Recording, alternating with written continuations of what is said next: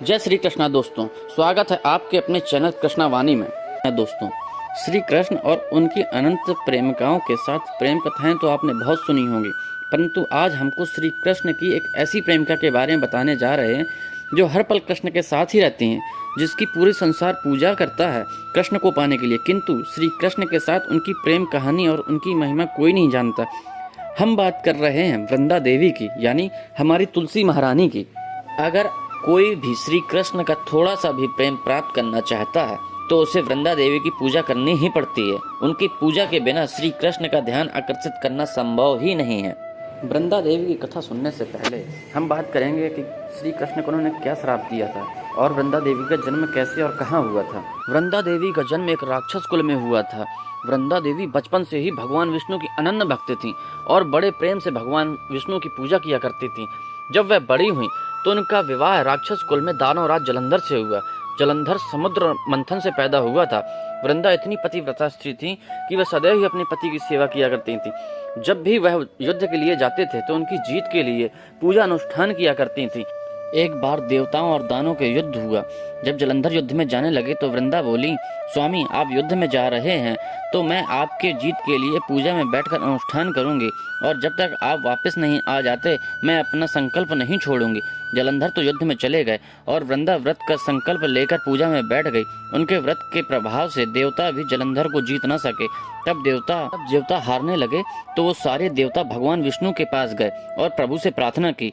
तो भगवान विष्णु बोले, वृंदा मेरी अनन्य भक्त है और मैं उसके साथ छल नहीं कर सकता। फिर देवता बोले कि प्रभु इसके अलावा कोई दूसरा हल भी नहीं है, तब आप ही हमारी मदद कर सकते हैं। फिर भगवान विष्णु ने जलंधर का रूप धारण किया और वृंदा के महल पर पहुंच गए। वृंदा ने जलंधर को देखा तो वो पूजा से उठ गईं और पैर छू लिए। जैसे ही वृंदा पूजा से उठी उनका संकल्प टूट गया और देवताओं ने उधर जलंधर का वध कर दिया। जलंधर का शीश वृंदा के महल पर आके गिरा।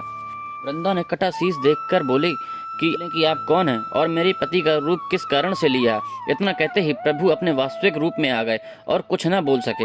वृंदा सब कुछ समझ गई और भगवान को काले पत्थर होने का श्राप दे दिया। भगवान विष्णु को यह श्राप भी दिया कि वो अपनी पत्नी से अलग हो जाएंगे।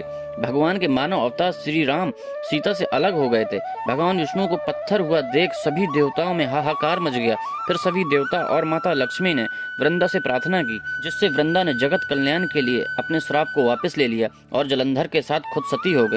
उनकी राख से एक पौधा निकला जिसे भगवान विष्णु ने तुलसी का नाम दिया और स्वयं के एक रूप को पत्थर में समाहित करते हुए बोले, आज से मैं तुलसी के बिना कोई प्रसाद स्वीकार नहीं करूंगा।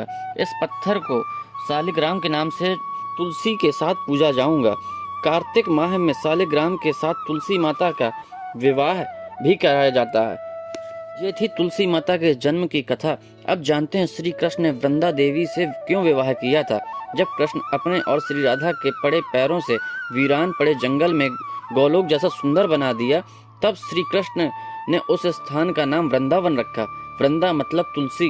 वृंदा देवी वृंदावन में वास करती थीं। वो सारे वृंदावन की रानी थीं। बस इतना ही नहीं, वो राधा की सखी भी थीं।